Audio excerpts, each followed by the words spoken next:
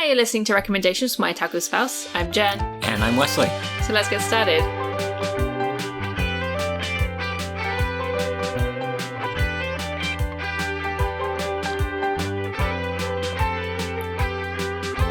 In today's episode, we are going to be talking about a Western cartoon. Western cartoons. I know. Oh, you're such a Westaboo. I know, I'm the worst. At least it's not one of those Western anime. It's not even real anime. I mean, part of it kind of was. I think anime fans would really enjoy this series, but probably getting ahead of myself. I was more referring to the first episode. Yes. It's not full-on, like, Avatar level of Western anime. But, ... But you can see the influences. I can see the influences, yeah. For the first part of the first episode. Yeah. After that, no. Well, it reminds... Anyway, we should probably tell like, what we're actually talking about, though people probably guessed by clicking on the episode. Are we talking about something? Yes! Do this every time. Oh, right. We're talking about Centaurworld. Centaurworld. Centaurworld. Yes. And we're here to save our baby girl. Getting ahead of ourselves again. Oh. So it's 0 or 100 with me. You don't get an in-between, especially when musicals are involved. Well, you are ancient. What? You're 100. That was rude and uncalled for. It was rude and definitely called for. So, we're going to avoid any major spoilers until, like, probably about a little way in, and then we will tell people to go watch it, and then come back so they can be spoiled. We're going to tell people to go watch it? Well, I mean, you know, I recommend people watch it. The only person I care who watches it is Wes, and he's already seen it, so... Well, that was a quick review. What'd you think? Well, go watch it. Nice, we're done. Well, that was this episode of Recommendation My Otaku Spouse. No, but I think that's a good idea. We will give very clear warnings about when we enter big spoiler territory. Correct. Because going into this blind is an adventure. Yeah. Adventure in Centaurworld. So Centaurworld is about a horse named Horse. Yes. Possibly Horst. Horst, who is transported to another world. A centaur world. I don't know why you stopped and looked at me with that. I was kind of expecting you to sing again. I never sing. Lies. So Horse is transported to another world, a centaur world, where every creature is a type of magical singing centaur. The bugs, the worms, the fish, the plants. They're singing, they're dancing, half animal, half man things. Exactly. And Horse must travel across the lands to find a way back home. Yeah, that's the kind of pitch you'd tell the person that you want to get to fund the project. That's probably what they told to get someone to fund the project. But the best thing I can say about that pitch is that it's technically correct. It is, and that's the best kind of correct. Yes. So, it's funny, I probably wouldn't have been interested in this show based on the pictures. Ditto. But my co-worker's brother tweeted about it, and he tends to have pretty good taste. So I was intrigued to watch the first episode, and I said to Wes, hey, I'm intrigued to watch this. Do you want to watch the first episode with me? If you're not interested, I'll watch it on my own. And Wes's fate was set in stone from then on, because he said, all right, I'll give the first episode a go. Yeah. So why were you not interested really in watching this beforehand? Because you were very reluctant. You were like, I guess I'll watch it, but only because you asked me, because I love you. I suppose. Ugh. If I must. If I must. No. Western animation is in a strange place. And when it comes to TV shows. Mm-hmm. Movies and TV shows have always had a strange divide, I'd say, in Western animation. Which we could probably do a whole thing about that, but I don't want to get too far into the weeds. I always stay right on topic. Sorry, Karen. Rude. So, and I have been less than enamored with a lot of Western animation recently. We watched Carmen Sandiego, which I enjoyed. Yes. This looked nothing like Carmen Sandiego. No. If I were to draw a comparison to something, I would say visually, from what I'd seen, this was more similar to something like Adventure Time. Yes, 100%. And after maybe the first 2 seasons, I don't remember, I really just stopped caring even a whit about anything to do with Adventure Time. Just at all. Yeah. whatsoever. And other things along that vein also weren't grabbing me. Like, most of the things that I see coming out of Cartoon Network or things like that, I just have no interest in. Mm-hmm.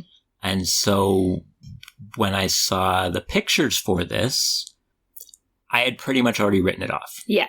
Yeah, I was worried, again, by just looking at the pictures, it was going to be like the weird Adventure Time. It doesn't make sense. It's weird for the sake of being weird. Like, what was it? Uncle Grandpa was a show. I don't want that. That was just like, why?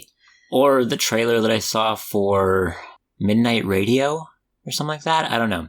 It's some weird Western animation psychedelic thing. And again, I just saw a trailer for it and I was like, I have no interest in this whatsoever. Side note, if whatever this show is I'm trying to remember that I can't remember the name of is actually good and you go, oh, I know what he's talking about, leave us a comment and you could be proven wrong again. Yeah, maybe I'll be proven wrong again. So both of our expectations was this is going to be really weird, but let's give it a go.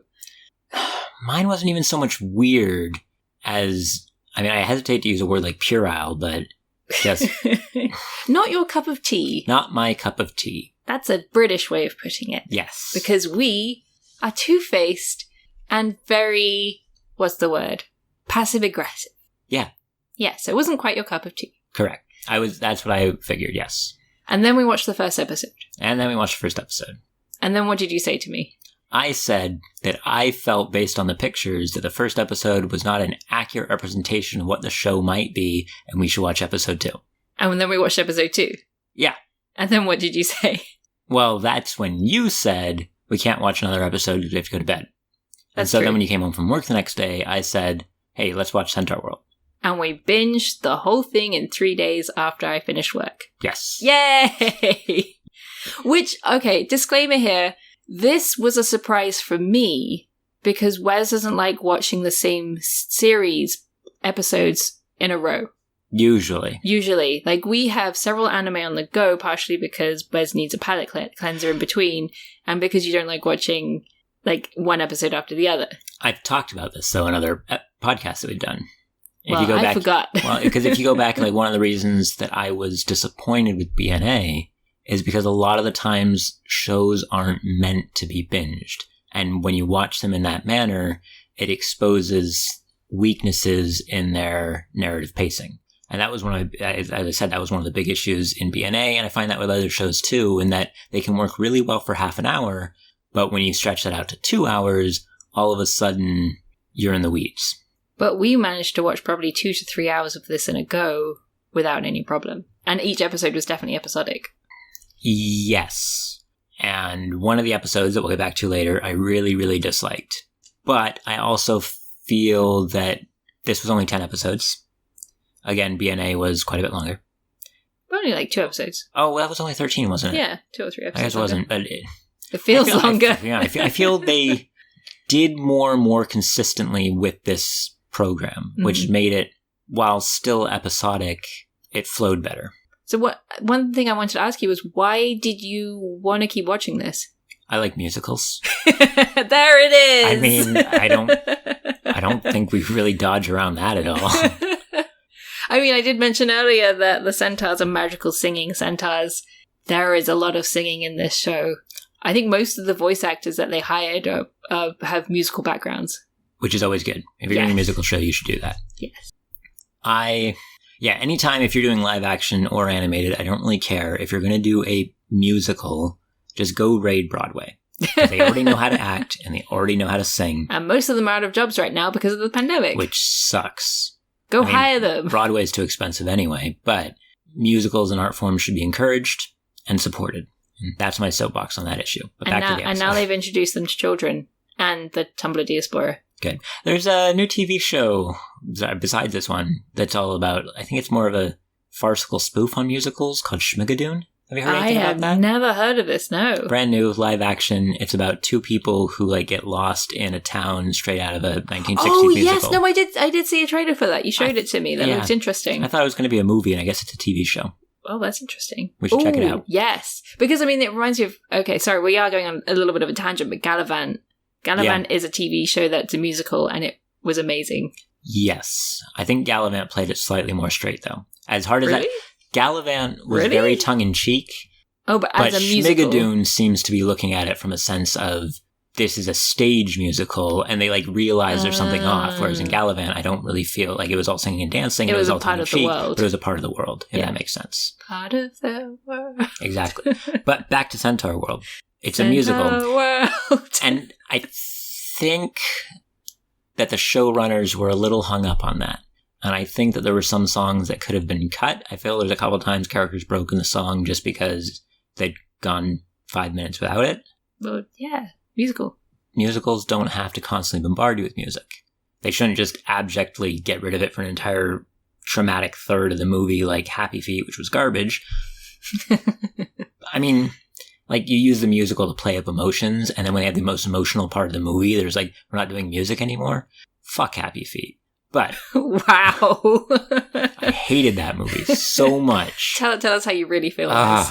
Like, I will go off on that movie, but we're talking about Centaurworld. We are talking about Centaurworld. Please don't get too distracted by Happy Feet. Or your rage for Happy Feet. It had Robin Williams as a penguin. Wait, Robin Williams is in it? Yeah, he plays the little one with a Mexican accent. I've never seen it because everybody told me it was bad. Well, I'm not going to watch it with you. I'm not going to watch how bad it is. Anyway, Centaurworld. So yeah, there are a few times when I feel like they just stuck in songs to have songs. And there were some songs that I didn't care for, and I alluded to earlier, there's an entire episode that I didn't care for, which means that... Yeah, that's 1/10 of the whole series, that's not bad. True, but then it means like most of the songs in that episode I didn't care for. There was one song in that episode that I really liked, so it's a shame that it's stuck in such a horrible episode. But, wow, I want to know what this is, but we'll get to that later, I guess. Where was I going with this? I don't know. I don't know. I don't know where you're going half the time. Fair enough. Oh, why did I want to keep watching it? Why did you want to keep watching it? Because clearly you hated it. The only thing they show you that I've seen, because I saw pictures, but I didn't really go hunt anything down because I'd written it off because I'm incredibly judgy and I judged it by its cover. The worst. You are. The beginning of the first episode. Completely tonally different. Completely tonally different. I think from anything you've seen in marketing, assuming that they don't spoil that in marketing, which again they might because I didn't go looking for it. Yeah. But if you look at like the banner on Netflix, if you just type it into Google and you look at the pictures that pop up, the beginning of episode 1, you're like, wait a minute, did I start the wrong episode? Did I start the wrong show? So that's why I wanted to watch more. To be like, wait, how does it get from this to this? Yes. How did it get from sucking on lemons to, oh my god, I've eaten way too much sugar and now I'm bouncing off the walls? Just a little bit of LSD, it's fine. Yay! So how about you? What were you feeling? Well, like I said, I expected it to be weird. I was not expecting it to be a musical. Ditto. So it opens up and you have the tone, like like you said, the tone was completely different. And then the character breaks out into song and you're like, wait, what? Yeah. Am I watching a Disney movie? Actually, it felt more like the 2000s DreamWorks movies, like The Quest for Camelot, and I haven't seen that. You really need to see it. It's really good. I would disagree in that I don't think it felt Disney movie. Well, no, I mean that Quest for Camelot wasn't Disney, but even still, it felt like other studio musicals. I wasn't getting that. I was like maybe on some level an older musical, but it definitely felt to me more, for at least like especially the opening song and quite a few of the others that came through. Actually, the ones that I think I liked most felt to me more stage musical than Disney musical. Yes, music wise, yes, but. And the combination of music with animation made me feel fair like enough. It felt like a musical movie, but it felt like a kid's movie. And that's another thing that I was really surprised about was the quality of animation. Yeah. It was really good. Like, I kept thinking the whole way through, okay, I absolutely loved She-Ra. That was one of the shows that Wes didn't want us to watch with me, but I really wish She-Ra had been animated as well as Centaurworld had. It sucks so bad that it wasn't. And that's not quite the animators' fault. But I think you were saying that the animators for Centaurworld were trained by when the Baxter. when the main character is a horse, and you've got the lead animator from Spirit, Stallion of the Cimarron, and just generally good animator anyway, working for the same company as you, because I guess he's with Netflix now. This was looked up later. you might as well get him to do a crash course for animators on how to draw a horse. How to animate a horse. How to animate a horse as well. And especially when you're in Centaurworld and the vast majority of characters are four-legged. So they did. And it looks like they learned the lesson pretty darn well. It was amazing. Like, I think it was consistently good all the way through. Yes. That was one of your complaints about Steven Universe, was how inconsistent the animation was. Yes. Yeah. The quality of animation and the music and the tonal shift in the first episode was like, wait, what? What? And then we kept watching it. And it got weird, but it got better. That is actually something that I've seen a bit online as people have been talking about this. Is that a common reaction after an episode is, what the hell am I watching? And it seems that the common response to that is, keep watching. Wait till you get to episode 3. And if Boats doesn't do it for you, maybe the show's not for you. And I think that's a pretty good weather vane. Yeah, watch up to episode 3, and if you don't care, drop it. And if you do care, keep watching it, and then come back to this episode of recommendations for My Otaku Spouse, because we're going to talk about spoilers, I think. We're getting into spoilers? I think that's a good time to get into spoilers. Perfect. Boop, boop, boop, boop, spoilers!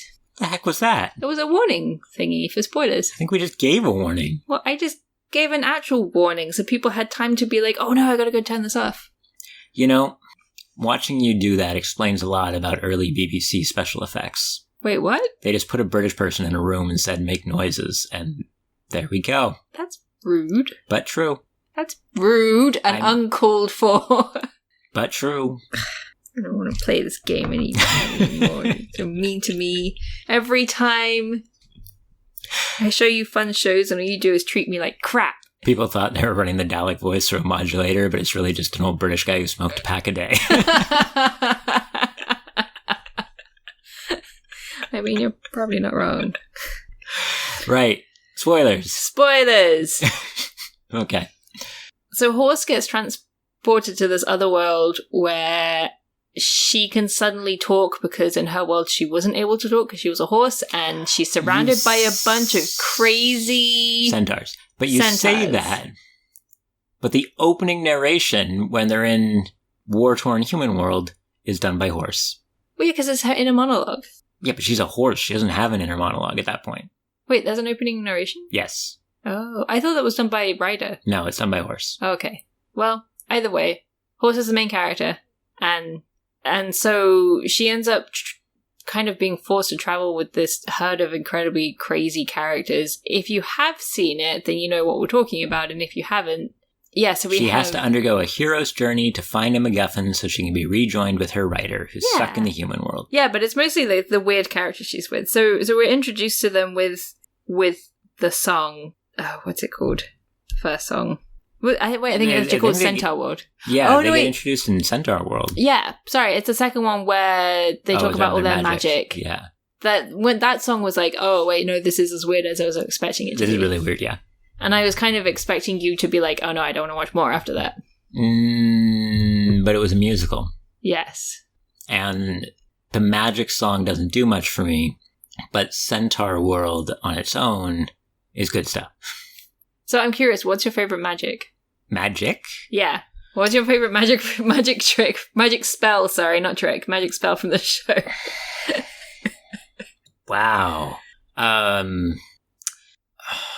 Wow. I don't know. Hair shape's really fun, and they keep using it. I think that one they use in the most original ways, and they continue to use it in original ways throughout the series. Like Zulius turning into a chair and then lounging on it. Yeah. And Zulius of... So, I mean, you said Horse is the main character. Yes. But Horse quickly, as a main character, quickly becomes a dual act playing off of Womawink. Yes. Which is the pink/purple... Not llama. No, she's a pink alpaca tour. Well, she's partly purple. Isn't she partly purple? You're just colorblind. She's entirely pink. Her fur's all pink, but her skin's purple. No, it's pink. It's purple. It's a different shade of pink. Oh my god. Anyway, she hangs out with the alpaca tour, and then it's Womawink's herd who are just... dragged along. Yeah. Being forced into this quest. 4 misfits who kind of... drag Womawink into the quest because they have at that point no personality and do whatever the strongest willed person tells them to do. Oh, that's true. And Horse takes over. Yeah. And then 2.5 of them grow a personality throughout the rest of the series. Just because Cheb's short doesn't mean that he's half a centaur. Well, no, he just gets half a personality. And Durpleton doesn't get one at all. Kind of in the name. So, yeah, I don't know. So, yeah. I just want to say my favorite spell is the shooting tiny versions of ourselves out of our hoofs. Just because it causes existential terror? Yes, it causes existential terror, and they're like, ah! It's just really funny every time they do it. They always have like that brief moment of like, I'm alive. Why am I alive? Ah! But yeah, it is, again, talking back to the animation. And actually, they used it in very interesting ways throughout the series. But it never works. But it's funny. It worked to save Glenn... Oh, Glendale from the tornado. Tarnator. Wait. Tarnato. Yes. Tarnato. Say it with a Western accent, you're fine. I just did. Good. But you're talking about the animation, and I do like that they are consistent when they fire tiny people from their hooves. You will then see tiny people running around the background. Yes. So that was a nice touch. That's why it was funny. So actually, that's a good way to move into who's your favorite character? Now that we've briefly glossed over them, and if you've seen the series, you know exactly what we're talking about, and if you haven't, you're like, what? This is weird. And like, yes, it's weird. That's why you need to see it before you can understand what we're talking about. Are we including Horst and Womwinks? Yeah, of course. Oh, they're characters. Including Ryder, including all... Ryder's not a character. Ouch. Ryder's a plot device for episode 1 and a goal for the other 9. We didn't have to put it like that. Maybe she'll get a bigger role in series 2, which she should, because she's another trained Broadway actress, but... Fine. Who is your favorite character out of the main herd, including Horse? It's a toughie. And I think Horst is more consistently good. You just called her Horst. Yeah, that's her name. Okay. But I really like Womwinks. Oh, interesting. Why? I think by the end of it, they reveal a lot more to be explored with Womwinks. That I think there's just a lot hiding there. And I don't know if they'll explore it if I'm reading too much into it. But Horst is the main character, and Horst is both the driving force and I think undergoes the most change, but not in a way, not in just a change for change's sake, and a change for growth's sake, which is good. I'm tempted to say my favorite's Glendale, but I think I'm going to have to go for Zulius. That's tough. It's a tough one again. Once we take those main two out, it's got to be Zulius. Yeah. Because he has the best episode. He has the best episode. He has the best magical, like the best magical power that no one else knows about. Again, he's got, out of all of the background characters, he gets the most character development. They become more fleshed out. He's fun. He's a sassy zebra. Zebrator. Zebrator, my bad. Zebrator. Oh, yeah, that's right, because you guys say centaur. Centaurs. We say centaur. Centaur what? Centaurworld. I guess it doesn't work, does it? Oh, it's like the melon joke. It doesn't work in British English. You mean the little honeydew dog? What? No. Oh. I mean the melons get married. Because they can't elope. Yeah, but it doesn't work in British because they can't elope. Anyway, I'm getting off the subject. Yes, he is a Zebtar. Where did we work? We worked out Glendale was some kind of deer tar. Something from Africa. They're all from Africa. Well, those three are. Wait, where are alpacas from? I don't. South America. Oh, okay. Well, I mean, technically they're all from Centaurworld. Yes, but yeah, she's some sort of ungulate from Africa that I don't remember the name of. And I'm guessing your least favorite was Durpleton. Yeah, he's the worst. Fair enough. He's everything I feared the show would be in one character. Well, at least it's focused on him and not the rest of the characters. Yeah, which is good. I'm glad they didn't spread that out. So what was your favorite? Well, hold on. You're like jumping. You asked me all these questions. Yeah? So for you, why does it come down between Glendale and Zulius? Oh, because they're both funny. There's a reason I married you. Hey, wait a minute. I always knew I was a Roger Rabbit in this relationship. Yes. I'm not denying it. You make me laugh. Yeah, no, honestly, both of them made me laugh. No, now I'm swinging back to Glendale. Because I think she made me laugh more than Zulius. Because she had more comedic moments. Oh, but he's also... I don't know. I can't... Glendale has a great bit when she gets sucked into the tornado and just accepts her fate and breaks into song as she's carried up into the sky. And that came episode 2. And I think I made us rewind to rewatch that because I was like, wait, what the heck just happened? You know, I think I just realized why. She has like a croak in her voice. And at the beginning, in the first introductory song, she's like, ignore the fact that we were invaded by a terrifying horde, but we're just going to pretend it's okay. And then when she's getting sucked into the tornado, she basically relaxes and accepts her fate. And so she doesn't feel that anxiety she constantly feels that's true. In every day of her life. So maybe that's why it was the one time in the whole series she doesn't have the croak, because she's lost all her anxiety. For one brief moment until it all comes rushing back. Yep. Wow. There's so many layers to it. Or the animators didn't actually think about that and we're just reading way too much into it. Yay! So actually, that's a good one. Is what was your favorite bit in the... Or maybe, would you rather answer what was your favorite episode first? No. Okay. There were just like so many little bits, but I feel like... How am I supposed to pick one? But I feel like also all the episodes, well, most of the episodes are really strong as well. Oh, wait, you said... Okay, how about we start with what was your least favorite episode? Holes Part 2. Holes Part 2. Holes Part 2. Yeah, Sorry, I knew, think about it? No, I knew you were going to say that. It's such a bad episode. Why? But unfortunately, so here's the thing, is it's an absolutely garbage episode, but it has bits in it that I really, really like. Like there's a couple of set pieces here and there that are a lot of fun. And I love Glendale's little Prison Blues, I Steal So I Can Feel song. Great, perfect, amazing. And just little bits like them forgetting that she decided to dig her way out of prison instead of going through the rest of the episode with them, and then she pops up at the end after digging her way out. Or when they're in prison, just immediately she's dressed in like a prison jumpsuit with the sleeves torn off, with tattoos and like piercings, and just so many weird. Or the whole little bit where Zulius trades Ched for cake from a corpse who's chained up next to him in the cell, and nobody seems to care about the fact that there's a skeleton just stuck to the wall there. Wait, I know it's Jeffrey. No, Jeffrey's a tree. That was. I thought Jeffrey was the skeleton. No, it was Glenn or something. Okay. Anyway, clearly important character.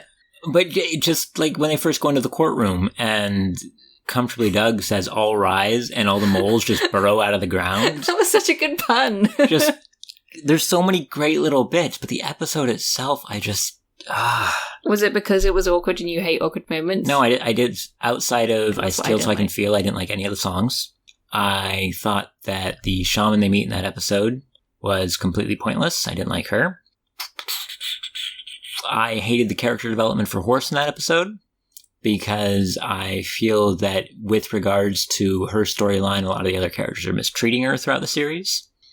And it's just generally confusing at how there's constantly like infantilizing her. Is that the right word? I don't know. They're like constantly trying to treat her as a child, but I never got the impression that she was supposed to be a child. My guess because they probably treat her like a child because she came from another world and she doesn't understand anything about their world. But they don't treat her like a child and not understanding about their world. They just constantly treat her like a child. And this happens throughout the entire series, but I feel in this episode you get more of it because this is the episode where Horse starts, like, things start happening to Horse that she doesn't understand. She's like kind of becoming a part of Centaurworld, but nobody seems to realize just how much is actually creeping her out. And they're like, yeah, it's just puberty, deal with it. Isn't this wonderful? And she's like, no, it's not wonderful. And they're just smiling and laughing.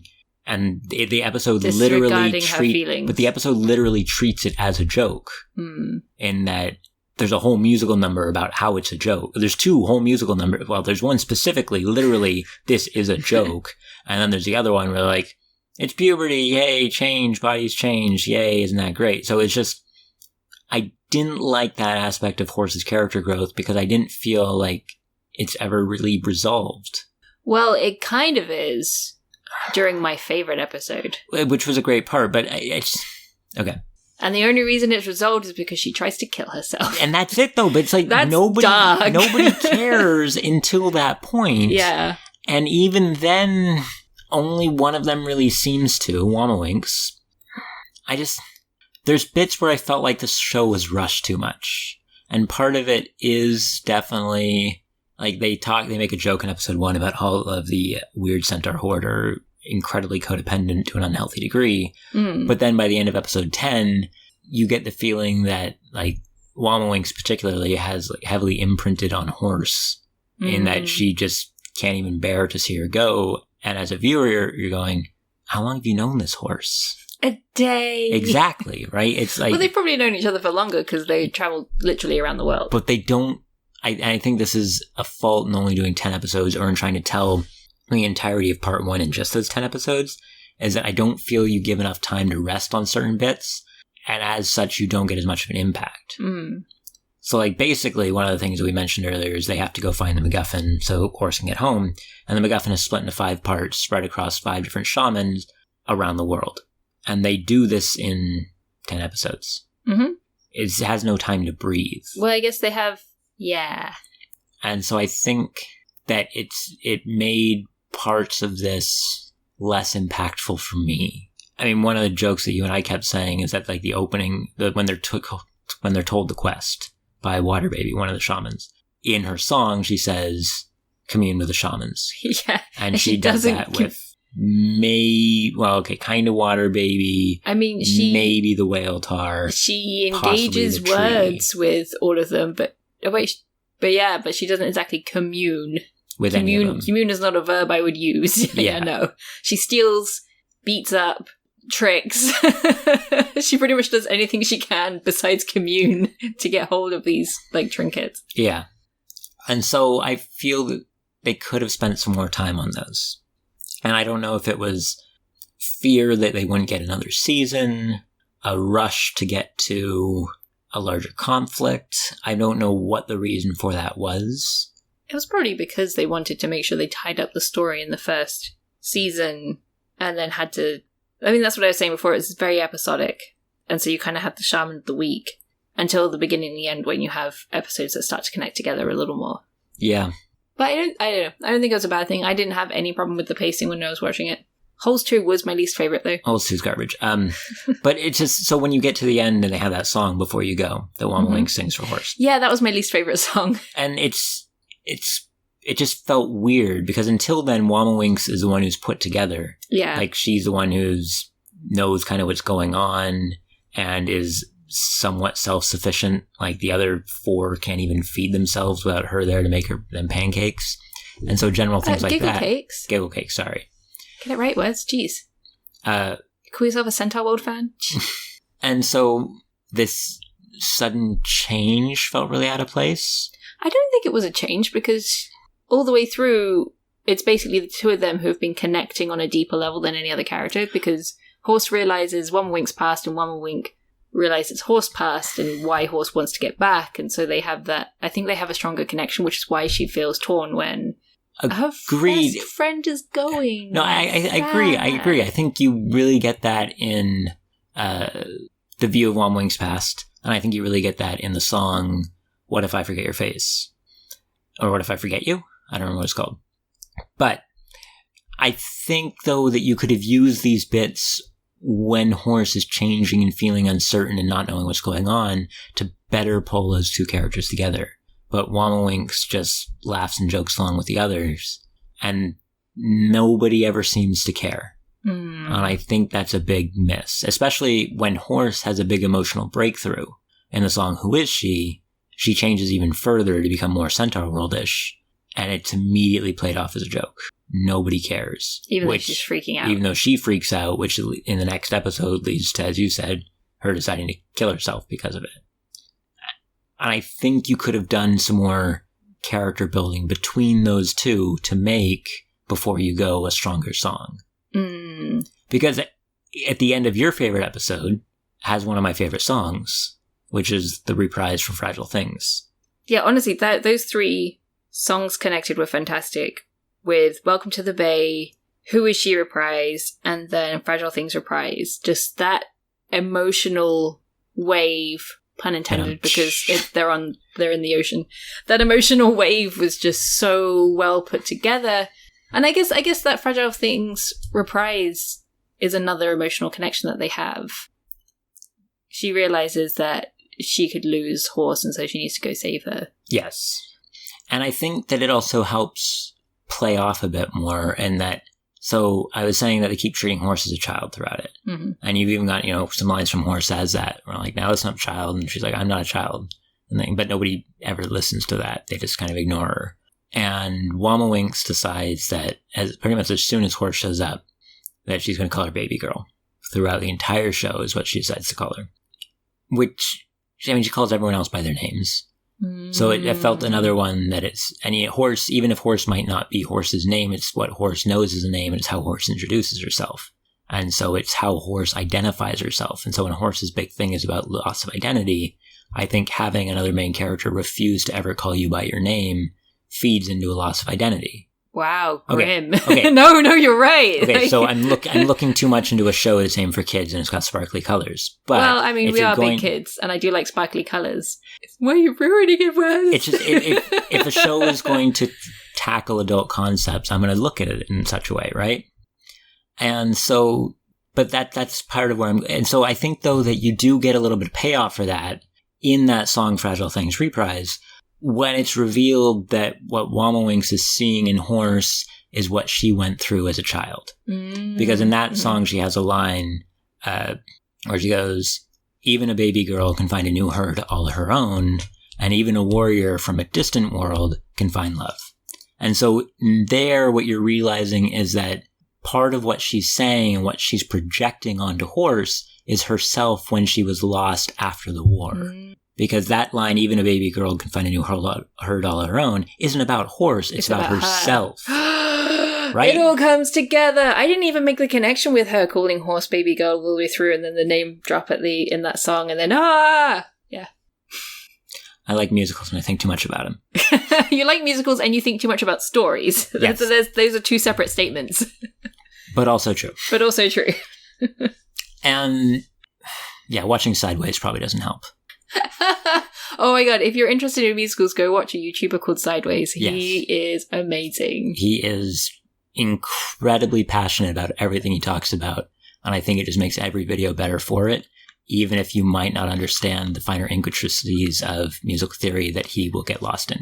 Highly recommended, but back on topic. So I do think you get a little payoff for that. It's hard at times watching Horse's downfall, and except for the song, What If I Forget You, there's never a sign that anyone else cares. Mm. And I didn't like that.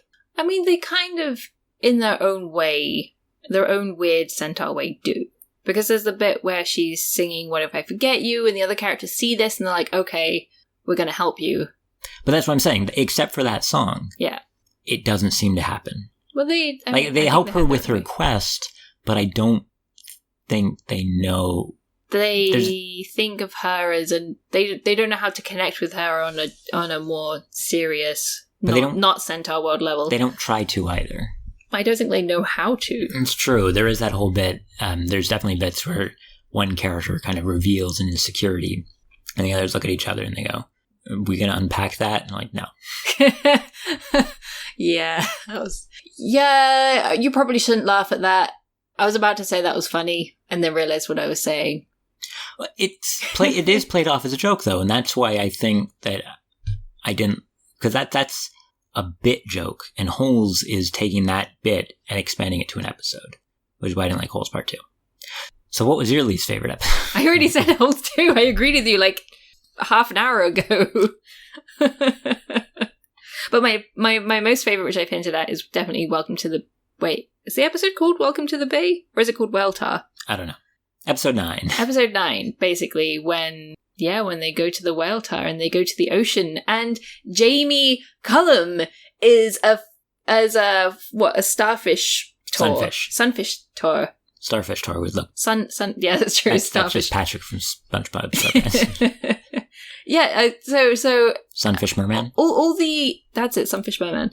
All the Americans would be like, I don't know who the hell Jamie Cullum is, but I'm pretty sure any Brit listening to this would be like, wait, Jamie Cullum's still around? Like, yeah, he's apparently doing kids shows for Netflix, and it was a really good episode. My headcanon is now that all the fish are British, because Whale Tar and Sunfish Merman were both voiced by British singers. Fair enough. It was really good. But yeah, just that whole bit where... Actually, even Sunfish Merman's song was really fun, and I really liked it. And then it goes into Welcome to the Bay, and then Who Is She reprise, and then... I really like this series where it's like I keep getting those three together in my head for a week. We finished watching it last week, and I've had these songs in my head all week, Wes. They're so good. I don't know what my favourite song would be, though. That's a problem. Favorite songs are difficult. They are, because they change depending on your mood. Yeah, because in a good musical, I alluded to this earlier, ties emotion into the song. Yes. You don't just have a song for a song. You have a song because the emotions demand a song. The emotions demand it. They demand a sacrifice. Yeah. That's why I'm always walking around the apartment singing, and I'm always singing different songs. Why you're so emotionless the rest of the time. It's true. What? No, I was joking. Nope. Unless I'm singing, you don't get emotions from me. You just get brittle sarcasm. I'm pretty sure sarcasm is an emotion. And sleep. Sleep. Your moods are singing, sarcasm, sleep. Yeah. You've lived with me for how long? No, that sounds about right. Anyway. Yeah, I could narrow it down to a few. Ooh, what? I really like the opening Centaurworld, just as an introduction song, and because it's a big sweeping ensemble musical song, and big sweeping ensemble musical songs are always great. Oh, the introduction to Centaurworld. The world, not the series. Because the first one is Ryder's Lullaby. Oh, no, yeah, I meant Centaurworld. Okay. Yes. Just checking. Yeah, no. Wow, okay, sorry. Ryder's Lullaby, if I was going to talk about that one, I'd talk about when Horse and Ryder re-meet, and you get a bit of a reprise in there. You get a reprise of like all the songs from the past with the two of them, but it's so good. Anyway, yes. So that's a time when I think it's really good. At the beginning, it's just a song. Okay. It definitely works better when it's mixed in other things to show that emotion. What If I Forget You is really good. I really like Who Is She? Fragile Things and Fragile Things Reprise are both really good. There's probably more I'm forgetting. Yeah. I think when we were watching it, my favourite was Noah King, because I kept wanting to go back and listen to it, because it was a creepy lullaby, and it's really sinister when you listen to the lyrics. And I was like, wait, what did the lyrics just say? Why are these happy flowers singing this really creepy lullaby? What the hell is going on? Yeah, you get these old 1930s, 40s Fantasia flowers singing to end off an episode, and then you kind of peg on what they're singing. You're like, hold up, hold the phone. I really like that one. And I Don't Know Him, I think was a fun one. I Don't Know Him was a fun one, definitely. And like I said, Welcome to the Bay, Who Is She reprise. I think Who Is She reprise was better than Who Is She. For me. Fair enough. Because it's so clever, because Who Is She is about Horse, and then Who Is She reprise is about Ryder. Yep. And so they take the same lyrics, but they flip it on their head by changing the context of what's happening around them. It's like it's a real musical. It's like it's a real musical. It's so good. And then they bring back... I think that was definitely something that later episodes benefited from, was when they started bringing back hints from previous parts. So, like, Fragile Things turned up in a couple of songs when it became relevant. And, like I said... And Who Is She? And Who Is She then sprinkled in a couple of things. And If I Forget Your Face came back at the end. What if I forget your face? What if you go on without me? Wait a minute, you're just singing Les Miserables. What? No. Yes, you were. You were just singing that to Les Miserables. Nope. I'm on to you. Nope. It's almost as if all musicals sound the same, Wes. Speaking of musicals sounding the same, and a slight deterrent from what we were just saying. Okay. You know one of the things that I really liked? About Centaurworld or just in general? About Centaurworld. Okay, what? So after the first episode, maybe after the second, because I think both of us really pegged on it after the song Rainbow Road. Mm-hmm. Rainbow Road or the first Fragile Things? One of the two. Anyway, Rainbow Road is at the end of the first episode, Fragile Things at the start of the second episode. Right, Fragile Things, second episode then.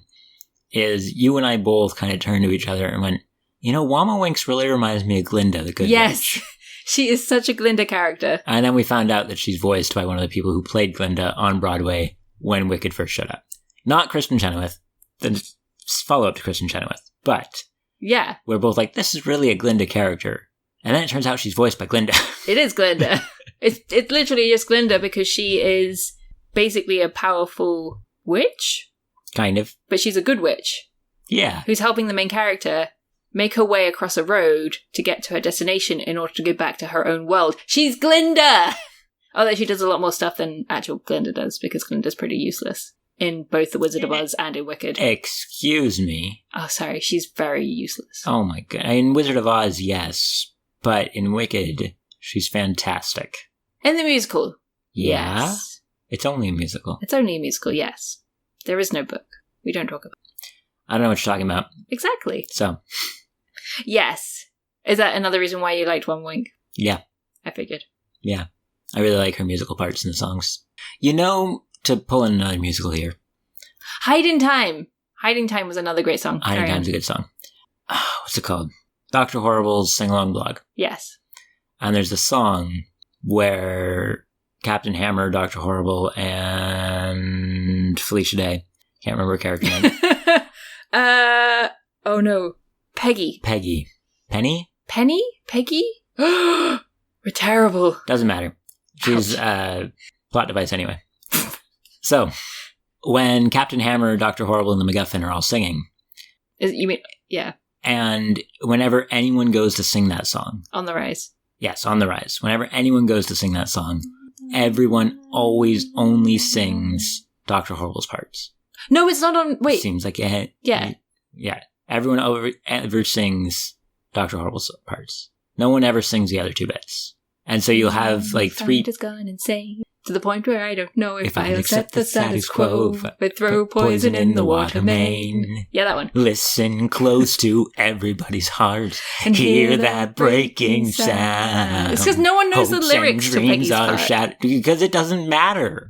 It's because everybody identifies with Dr. Horrible. Like, anytime people are singing that, oh, I guess Captain Hammer has a very small role in that, but he also has the man's gotta do what a man's gotta do bit. Mm-hmm. But everyone just sings Dr. Horrible's bit, and I get the feeling with something like Fragile Things, it's going to be the opposite. It's all going to be One Winks. That's because, I think maybe it's also because they start. Maybe. But I think they're also just the better lyrics.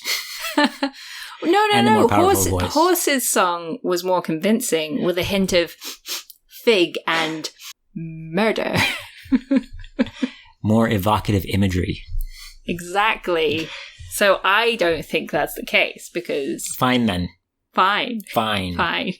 You just go over there and be your sassy little twunk zibritar. I will, thank you. What's a twunk? It's a mix between a twink and a hunk. Oh my god, it's so true.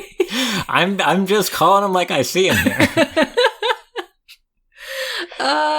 Is there anything else you wanted to talk about? I really like the Cat Valley episode because that's where Zulius gets his time to shine and has most of his character development. Also Cats. Yeah, that episode starts and you're like, wow, someone just watched Cats. And I was glad that they didn't make the whole episode into a... musical? Into a just Cats parody. Mm-hmm. They did just enough that you knew what they were doing, but then you also got like a bit of chorus line and things like that in there, which is always good fun. And then you had a bit of like X Factor. Then you had a bit of just like full-on rock opera. Yeah, X Factor, then rock opera. It was great.